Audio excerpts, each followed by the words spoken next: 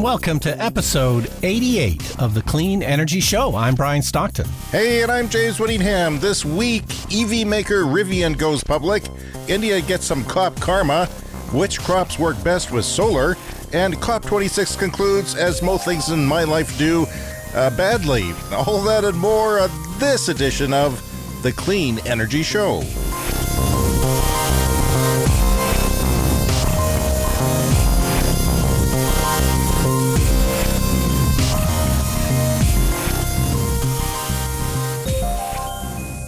Brian, I went to Edmonton on the weekend and quite accidentally saw two of the new Tesla Superchargers along the route.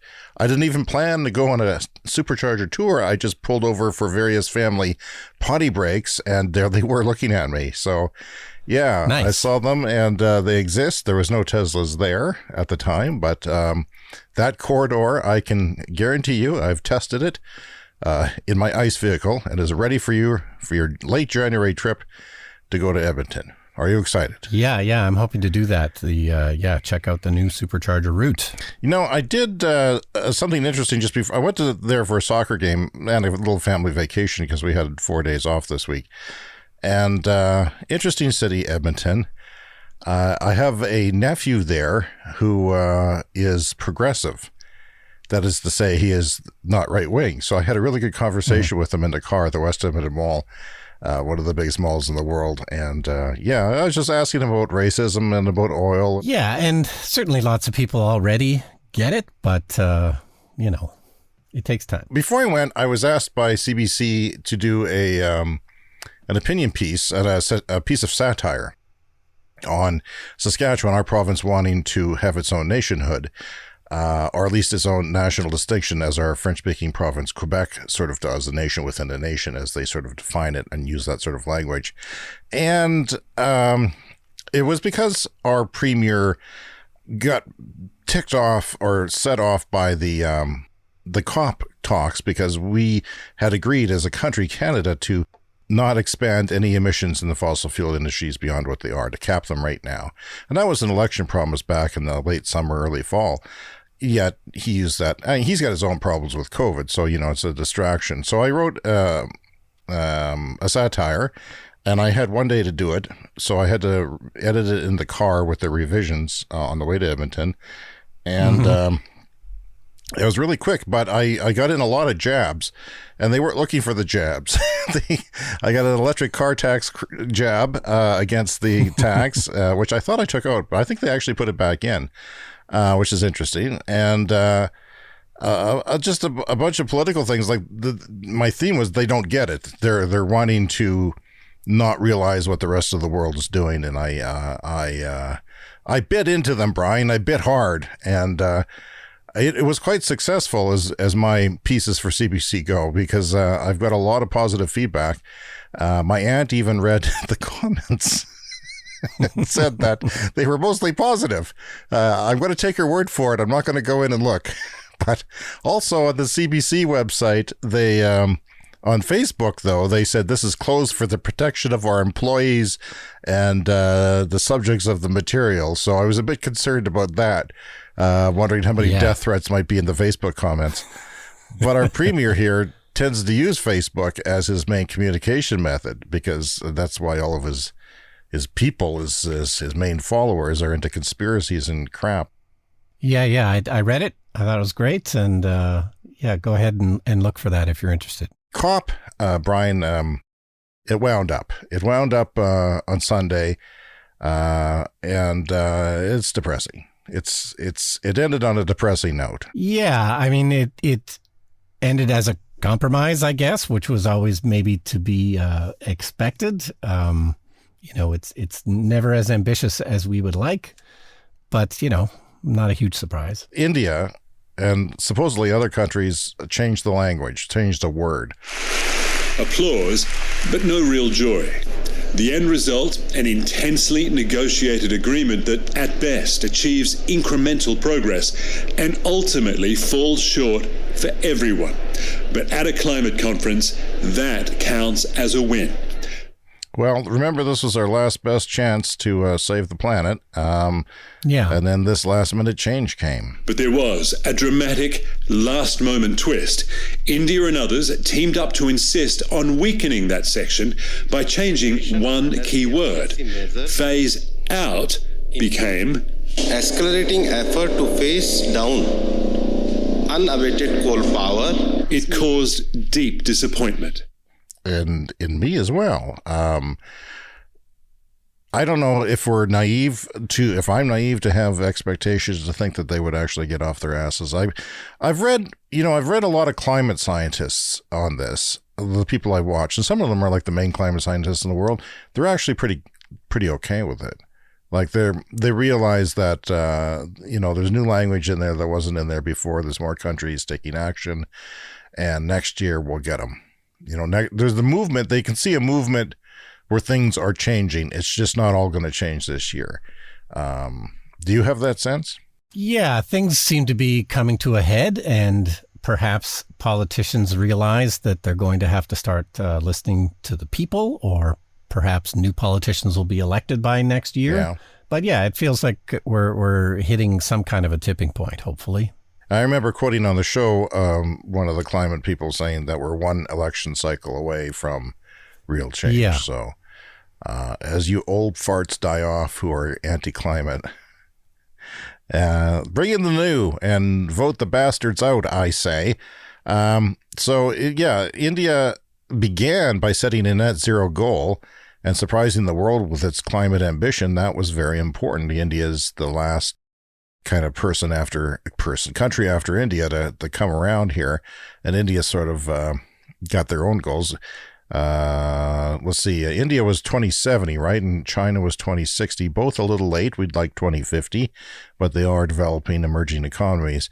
The researchers have expressed relief that the meeting did produce an agreement, which is good, but some were dissatisfied at the lack of stronger commitments, I would say.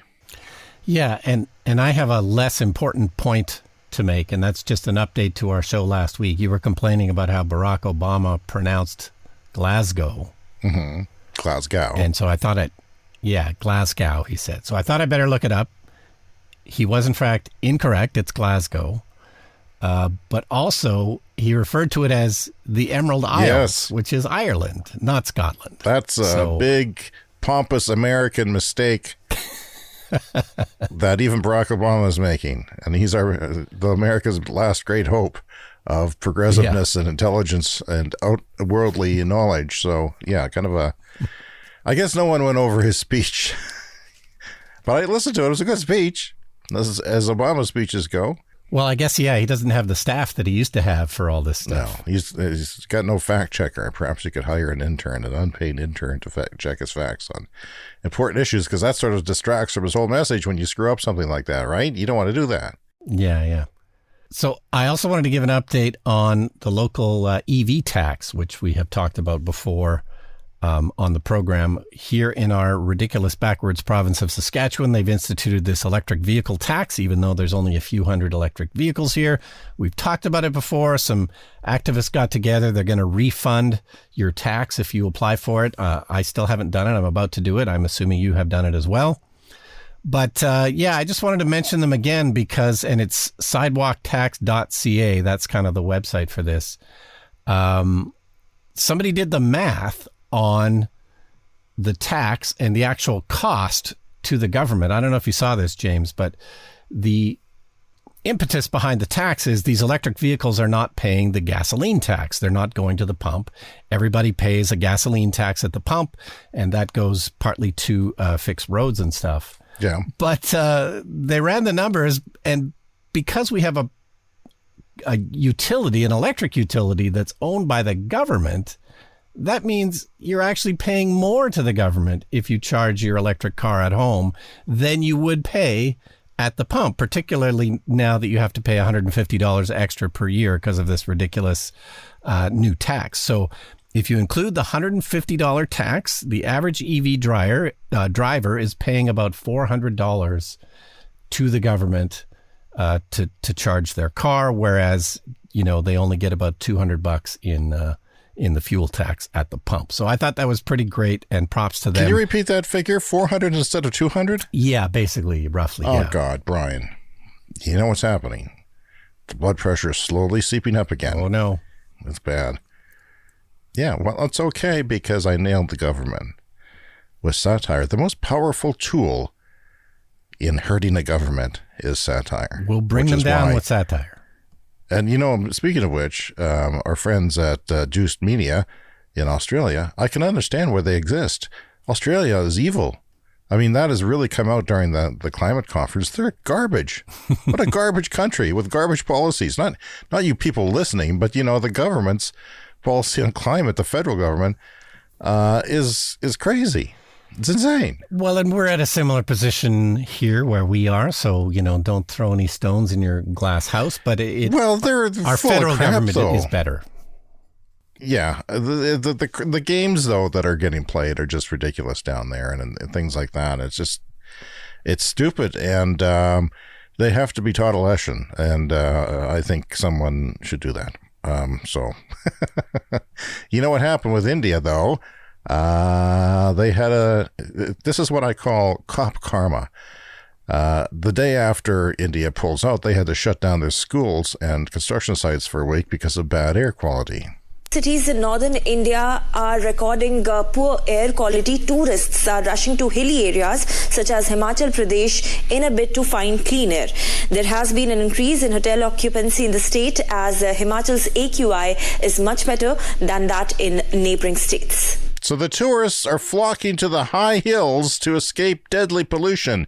I've got a trivia question for you, Brian. The current air in India is like smoking how many cigarettes per day? Let's say... Would you like to wager a guess? 10 cigarettes a day. Wrong. 20 cigarettes a day. A pack a day. Just breathing in India today, as we record this week, is the equivalent of smoking 20 cigarettes a day. Whether you're 100 years old or a baby, you're smoking 20 cigarettes a day. And that is disgustating. And they should be ashamed of themselves, and they should be doing everything in their bloody power right now, as fast as possible, to get coal out of the way. Yeah, and I saw the pictures from India. The pollution is horrendous. I've never been anywhere near pollution that bad. I went to Beijing a few years ago, but we totally lucked out. Everybody told us we got lucky. The pollution was really fine. Like there was a nice wind that blew it all away.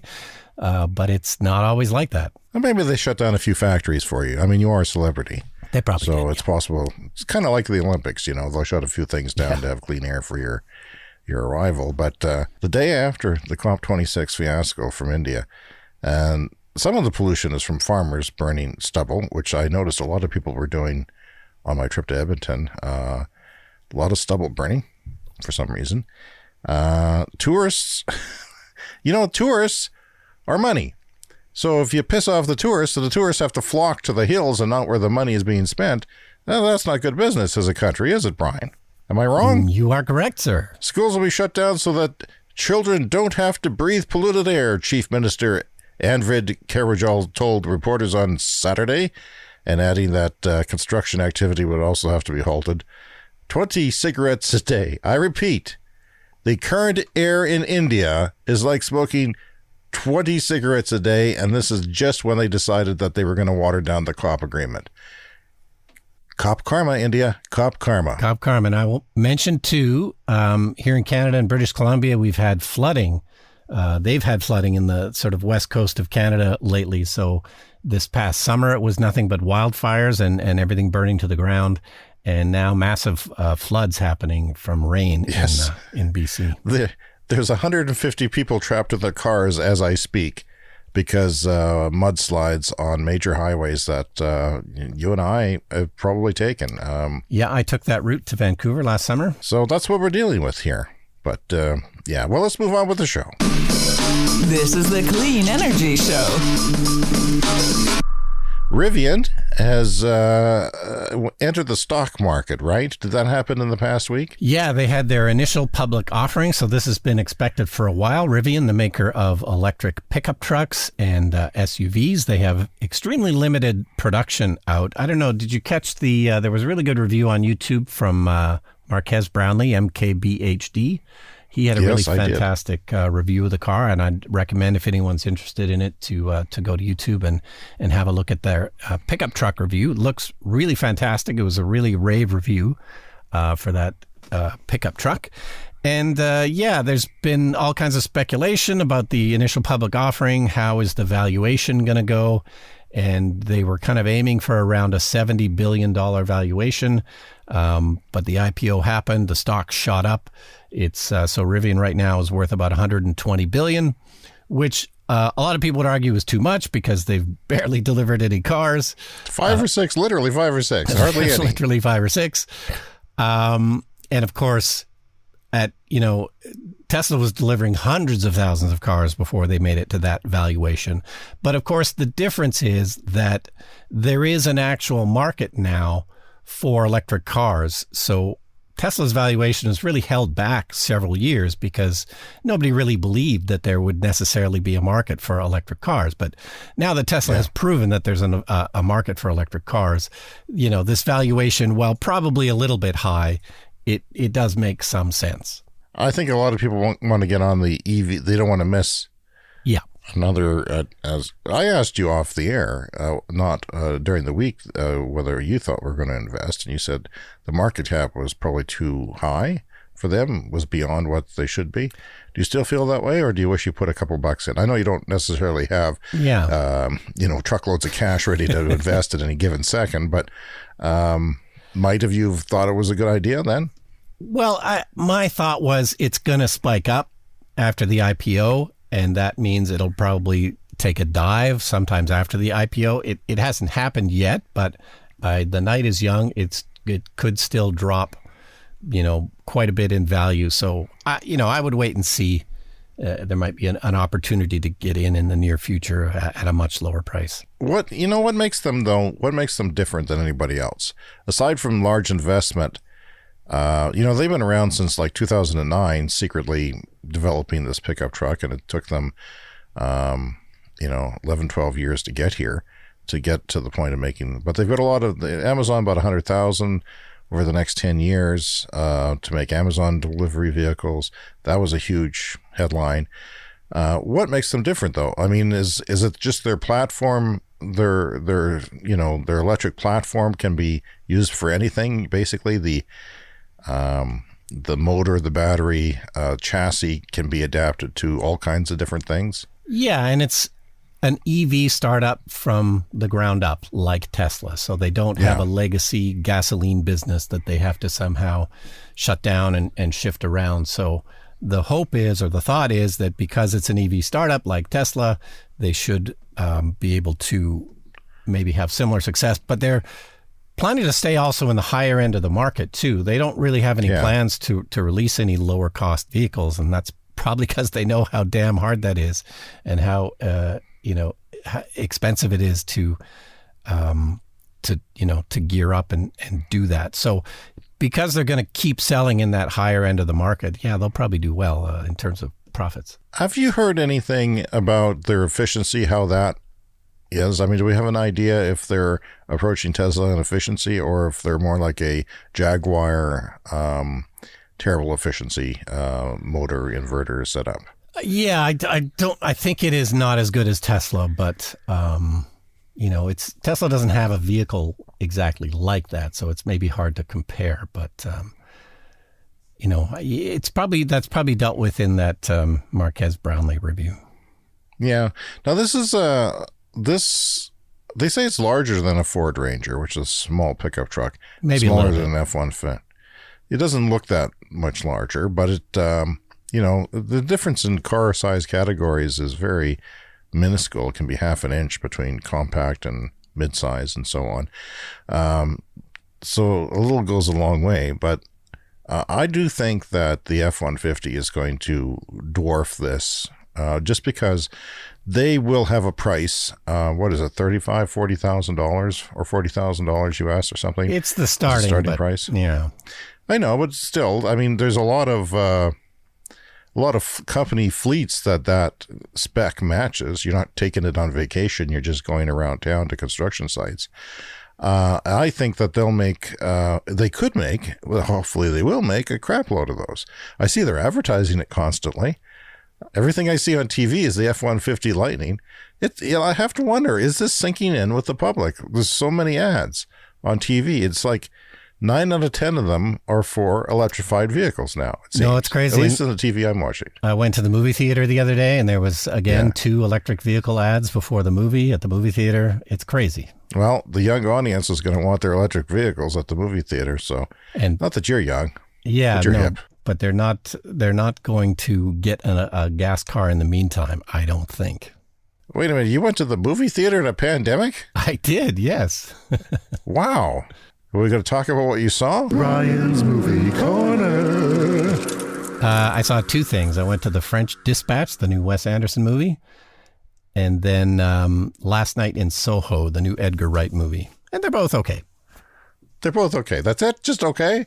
Just okay. They get the Brian Stockton seal of decency? Good enough to go? Yeah. All right. This has been another edition of Brian's Movie Corner. Anyway, I wanted to talk about, because we mentioned this last week, converting diesel trains to battery electric. Well, there's a new study in the journal Nature, which, if you're into journals, Nature is one of your bigger journals. It is not Facebook. It is not the internet. It is the journal Nature. And they have a study that what it would be like to convert diesel to battery. And apparently it's quite easy, because all you have to do, if you think about it, you take a box car, you fill it with batteries, and put that behind the engine, and you're good to go. And that's basically what they're saying. So they said nearly all U.S. locomotives are propelled by diesel electric drives, which emit 35 million tons of CO2 and produce air pollution, causing 1,000 premature deaths annually in the United States. That's just from trains. 1,000 premature deaths, accounting for approximately $6.5 billion in health costs as well. So, we talk about deaths, but it also, when there's 1,000 deaths that are premature, you can count on billions of dollars in health costs that for the people who didn't die.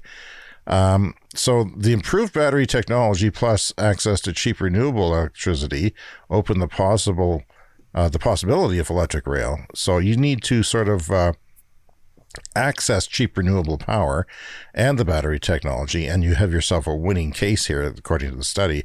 And they showed that a 241 kilometer range can be achieved with one boxcar equipped with a 14 megawatt hour battery and inverter. And it would consume half the energy that diesel trains do. So, and you know what?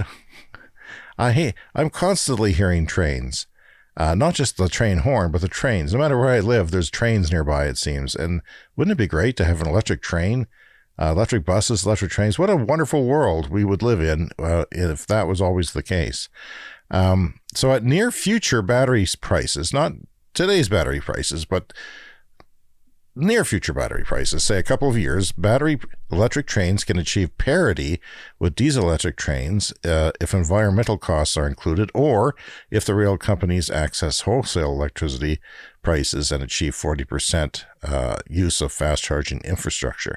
So if they can get a piece of the cheap renewables, and it's a big system, lots of billions of dollars in the train system, they could do that in a couple of years or a year. So right now, with subsidies, and in a couple of years, it's parity, and then after that, it gets cheaper and cheaper, and So I think a few years from now, we're going to see a lot more electric trains in the freight department. Yeah, that's kind of amazing, and you say it's a diesel electric drive already, so there's already electric. There's diesel electric drives already. They use the kind of a hybrid system, so the diesel charges electric. Yeah, here's the kicker, though, Brian, on battery electric propulsion for trains. The rail sector would save $94 billion over 20 years. Now, that's not a lot of money for such a huge industry, but it's that much more for the stockholders, and everybody's happy if you save money. And if your competitor does it, guess what? you have to do it. That's what's going to drive this stuff. If you're not doing that, you're going to go out of business because your competitor is going to be that much more thrifty about it. There's an upfront cost, and then it's cheaper in the long run. And now the U.S. Department of Agriculture is commissioning a study. They've given $10 million to the University of Illinois to look at agrivoltaics, which, if you are a fan of the show, that's agriculture and photovoltaic solar panels together, making electricity and food on the same land. They're going to study which crops work best and how to lay everything out and what's the best practices for this. So that really hasn't been studied much. Just small scale examples have been done. So now they're going to study row crops, foraging crops for livestock, and specialty crops, and they'll study them all with biophysically diverse regions of the United States, including Illinois, Colorado, and Arizona. And here's two benefits that I did not mention on previous shows and didn't know about. When you have this, you have a diversified income. Say you got a crappy crop, there's a drought. Yeah. You're not broke. You still got some money coming in from the panels. And by the way, the panels will always produce. There's no bad year for sun. Yeah. I mean, there's lesser years, but there's not, it doesn't vary that much at all, really. No, and, we live in a farming community. We're surrounded by pretty much nothing but farms, and we know how they struggle sometimes in a drought year or an extra heavy rain year. Why not even it out with some solar? It's amazing.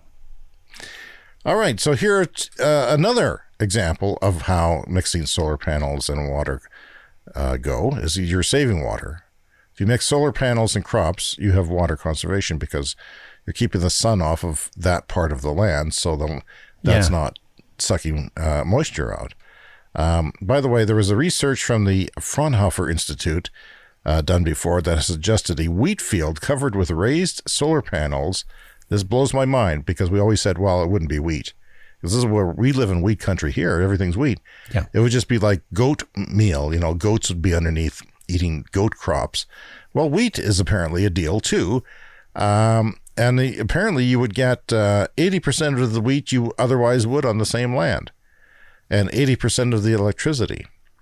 So let's say you had a chunk of land, an acre of land, and you wanted to put solar panels across it. Well, if you took off 20% of those solar panels, you could have a full 80% of what a wheat crop would be. That's amazing. And I just tweeted that, a listener, Mike, asked, might be a stupid question, but how do we shrink the combines to fit them under the panels? I don't have a full answer for you, Mike. However, there are ways of doing it. You can separate the panels in rows so that a swath of combine can go through with a little bit of leeway on either side. But I've also seen pictures of solar panels that are like really high up, that you could practically drive a combine under, at least the wide parts of the combine. So I'm not sure on that, and maybe there's different ways of doing it, but yeah, that's it. I find that fascinating, the fact that not only can you mix wheat with solar, but you can actually have 80% of it and 80% of the electricity. That's so amazing. If you have a good crop and the solar coming in, that land is working double time for you, almost double time. It's amazing. And people are going to catch on to this. Now you have to be near, not all farms will work. You need to be near where you can plug into the grid and sell your electricity back to the grid. That can be a problem, but it certainly makes me think that farming and agrivoltaics is going to be a big thing in the next 25 years. It's going to really take off once people get, and the smart farmers will be the ones who do it.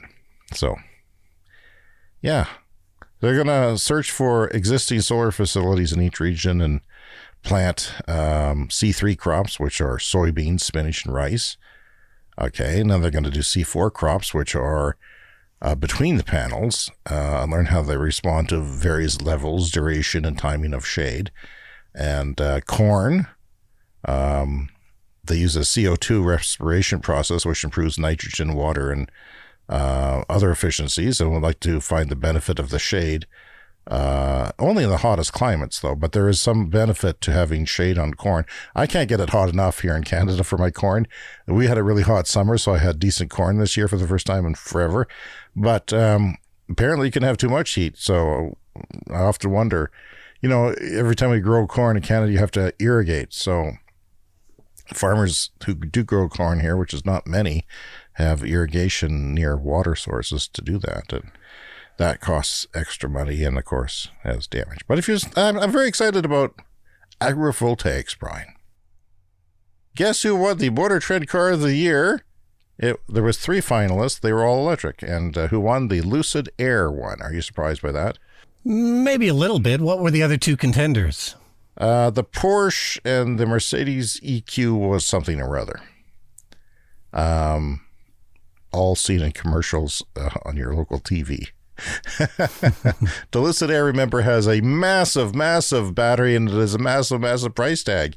It has 400 miles or 640 kilometers of range, 300 kilowatt charging, which is about the fastest charging that you can actually do now. I think Porsche is supposed to go to 350 soon, but they still aren't, are they? Not so sure. 300, that's good. I mean, not only do you have killer range, you have fast recharging of that massive battery, so it'll be a joy to drive on the highway. Yeah, and of course, Lucid is in the same position as Rivian. They're an EV startup. They don't have a legacy gasoline business to worry about, and so perhaps telling that they beat out Porsche and, was it Audi for the title? Mercedes, I think. Mercedes, yeah. I don't know what to think of that, but it's a very expensive car. It's like $200,000 or something, isn't it? Oh yeah, it's really bad. Expensive. It's way. And it's cool to see a car with that much range, because you can tell naysayers, well, I mean, they got one out there that's this, they can go 640 kilometers, but we want to see EVs on the road. And by the way, that when we were talking previously about that massive electric scooter factory they built in India overnight. Apparently the scooters are only $1,300 US, but that's still too expensive for most of the Indian market. So they're coming out with a cheaper one, I see.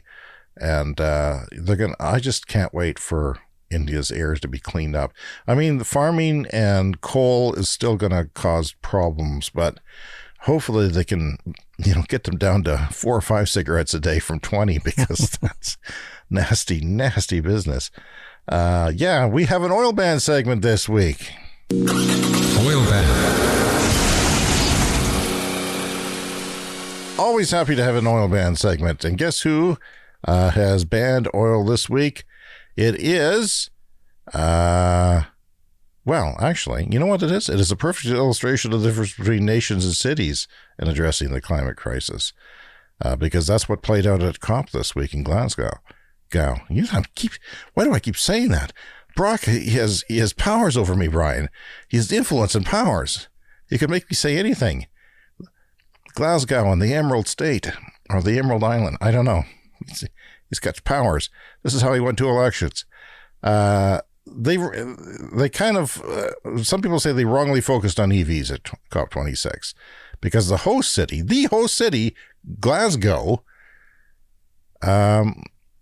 has the solution. They are getting rid of all cars in their center of the city. All cars. Not even EVs. They're just getting rid of cars. No, things go better when you create car-free zones. Even our city has a little bit of a sort of a car-free zone downtown. It's very small, like a block long. But yes, we'll take it. It probably bears saying again, because we tend to focus on EVs quite a lot on this show as well, because, I'm interested in EVs. I know you are. But, really the best solution, and it's been a while since I've said this, so I'll say it again. Walking, biking, taking public transit, these are the things that really should take priority as we, try and transition off of fossil fuels. But if you are going to drive a car, it should probably be electric. Yeah, I mean, that's very interesting to think that I think there's a movement towards city centers being car or vehicle free even. I mean, you got to get your trucks in. You got to deliver things to stores and things, but yeah, I'm just looking forward to that world. I was searching for electric buses in Edmonton because they're one of the first Canadian cities to go electric. I couldn't find any. They're all stinky diesel buses right now. That's too bad. But I was going to ride one. I was going to chase it down and get on just for the show. Hey, everybody, we like to hear from you. Did you know that you can contact us at the Clean Energy Show at gmail.com? That's cleanenergyshow@gmail.com. We're on Twitter and TikTok as Clean Energy Pod. We are massive on TikTok, so check out our video clips over there. Don't forget to check out our YouTube channel, which also has a viral video, a bit of a viral video. We're up to like 265,000 views on a video about starting and driving an electric car in winter in -40. And if you want to see some hate, lots of hate on that channel. Lots of hate on those comments. People really feel threatened by the fact that that happens, and now they want me to go make more videos this winter and prove things that, yeah. Hey, Brian, speaking of which, I was going to ask you before I get to the rest of the contact, what sort of range loss are you experiencing on cold winter days? I was always talking in my lecture for 50%, count on 50%. Generally 40 to 50%, but because you have a heat pump, is it less than that? Is it 30% on very cold? No, my car doesn't have a heat pump. I have the older version. Oh, right. So it's just a regular heater. So yeah, I tend to say 50% range loss at its worst, but it's not at its worst that often. That's like -40 kind of temperatures. So, yeah. Most of the time, 20, 30%. Yeah. Okay. So does the current version of your car, the Tesla Model 3 standard long range plus, is that right? The full standard name? Range. Standard range. Does it have heat pumps now? Yeah, I believe they have switched over. Yeah. So it should be a little bit better in the winter. Yeah. All right. If you're listening with the Model 3 standard range plus and you have a heat pump, let us know what driving in Canada is like if you're in Canada. I'd sure like to know. Another way you can get a hold of us is speakpipe.com/cleanenergyshow. That is our online voicemail, a method of getting a voicemail to us, speakpipe.com/cleanenergyshow. And coming up in the show, it's the lightning round, where we cover the rest of the week's headlines in brief. And now it's time for some Tesla news. Yeah, so just a few quick items here. So Elon is continuing to sell some stock in the company. He's sort of planning to sell about 10%. He has a tax bill to pay. And it's ongoing. He's sold about 30% so far of what we think he intends to sell. So the stock price is kind of on the way down. It's a bit of a weird sort of phenomenon going on because normally you would kind of sell that kind of off the open market. But he appears to be putting the shares on the open market. So the price is definitely dipping in a way that it wouldn't have to. But he seems to have, I don't know, he seems to want to do it that way. It seems perhaps he's maximizing how much tax he's paying. He's actually trying to pay more tax. But we'll kind of have to wait and see when the rest of the shares sell, how that kind of all shakes out. Now, I noticed on Twitter today he was saying he wants to know how the government's going to spend his $15 billion in tax money. Yeah, does he have a right to ask that question?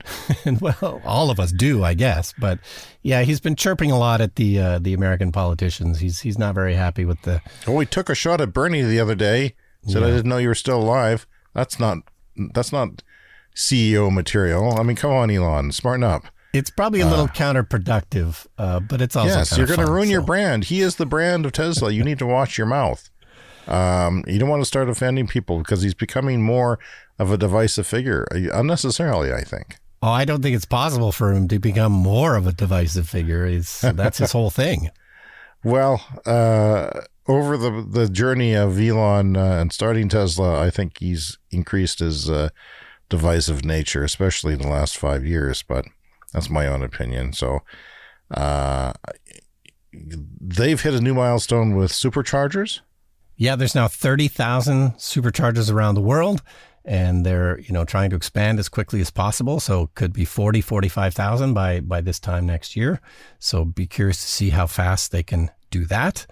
There's been some software updates for Tesla. They've finally added waypoints to the navigation, and this is definitely something very useful, something I'll be able to use when I plan my trip to Edmonton. You like to put in... So give me an example of a waypoint that you'll use. Well, you like to put in your final destination, but then, there's other stops you need to make along the way. So I want to stop at that restaurant. And what was that place you stopped on the way to Winnipeg? That obscure town? Oh, yeah. That had a restaurant you liked? Moosomin. Yeah. You want to put in... Moosomin. You got to put in your Moosomin eatery on there. So yeah, waypoints, it's something everyone's been asking for ages and ages, so that's kind of fun. They've started putting Starlink satellite dishes at the Supercharger stations, so that makes sense.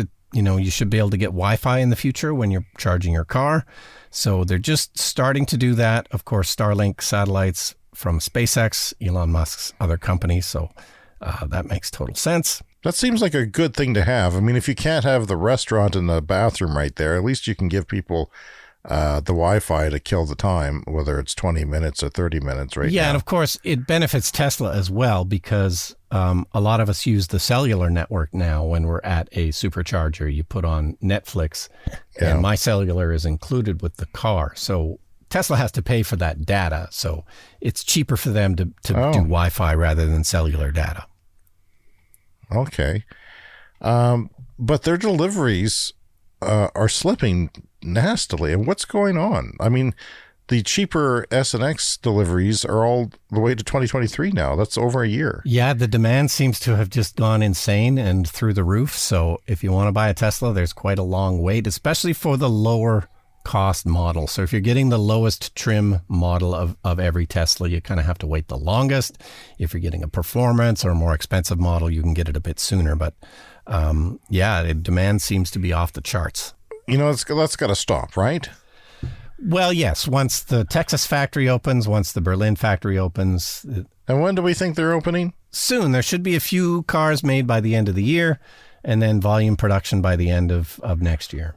So hopefully this time next year, we're not talking about very long delays. Yeah, I would think, the waiting times will be down to a few weeks or a couple of months. Well, I've seen people in the local EV groups talking about, going for different vehicles because they don't want to wait 2 years or a year. Yeah. It's a potential issue. Yeah, for sure. All right, it's time for the lightning round.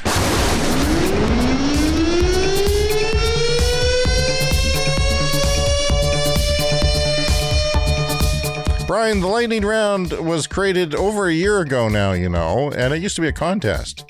You used to get the buzzer if you couldn't answer in time. Remember that? If you didn't have a response to the headline, which you didn't see at the time, you couldn't even see them on your end. So it was a different era, anarchy everywhere. COVID restrictions. So Tesla has dominated the Consumer Reports' most satisfying car report, which is kind of funny because Consumer Reports seems to hate Tesla. Yeah, there's always been friction with the Tesla fans and Consumer Reports, but it sounds like this is a sort of a consumer user kind of survey. Just 5% of companies listed on major European stock indexes, which have set targets to reach net zero emissions by 2050, are on track to meet their goals. Just 5% of them. That's not good. We need to get on these companies.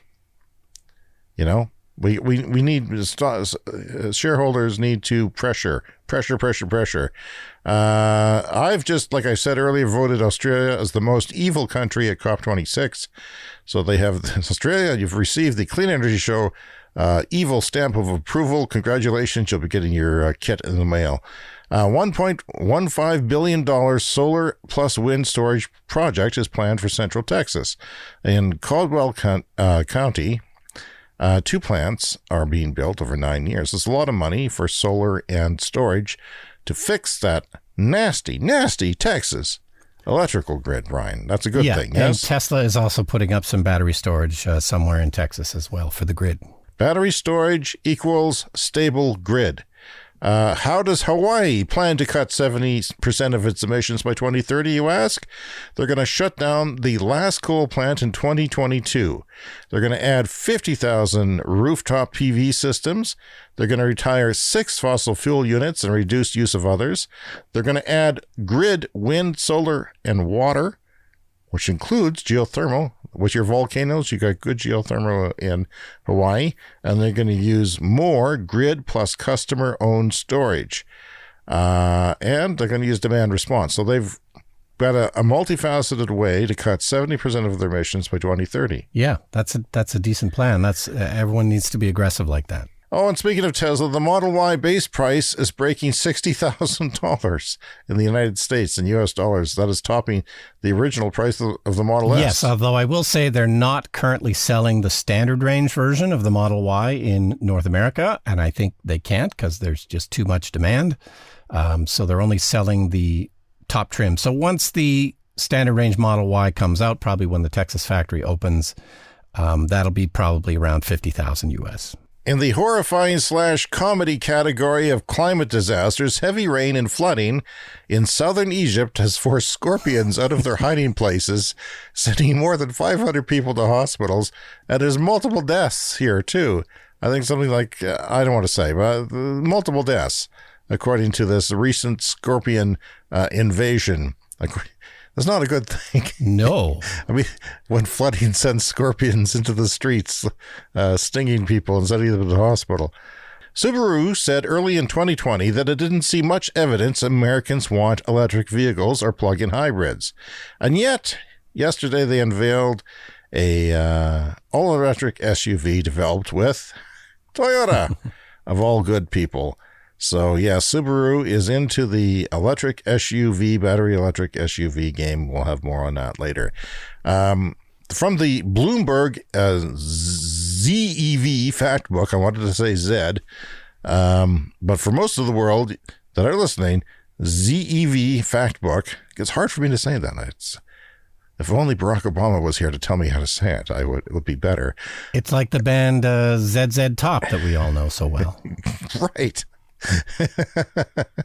Lithium-ion battery cell manufacturing capacity has nearly doubled since 2019. It will grow by 5 times or more by 2025. So, yeah, like we always say on the show, batteries are going crazy. New EV models have greater and greater range now, according to the fact book, with 2022 models averaging 400 kilometers, which you say is a good range to have, a good average range to have in an EV. Yeah, I say that's a decent usable range, even for highway trips, as long as there are, chargers along the way, along your route.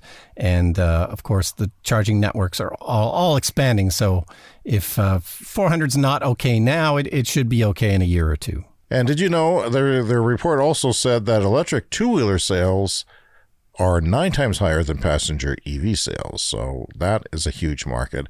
And frankly, going to get even bigger until all scooters are electrified and all bicycles and motorcycles are electrified. Not all of them, but a lot of the motorcycles will be electrified, especially when we get some more range. And finally, 7% of the global passenger vehicle market is now battery electric. Which is good, and we're getting close to a tipping point here. Yeah, that's great. So the good climate news as we end the show this week, the U.S. has passed the infrastructure bill, its largest climate investment ever, as we know. Beyond Oil and Gas Alliance grows to 5 countries and 3 provinces / states. Quebec is one of them. China's central bank is putting $160 billion in lending to fund decarbonization. That's good. China and the U.S. are boosting their climate cooperation, which we're going to hear about from the coming weeks because they're going to have a summit. So hopefully they can work together and China can do better than they are now. And the United States, too. We want some action, not just all talk. We all need to do better, especially here in Canada. Okay, well, that's our time for this week. Consider rating and reviewing our show on iTunes or wherever you get your podcasts, and we'll eventually read it on the show. So we'll see you next week. See you next week.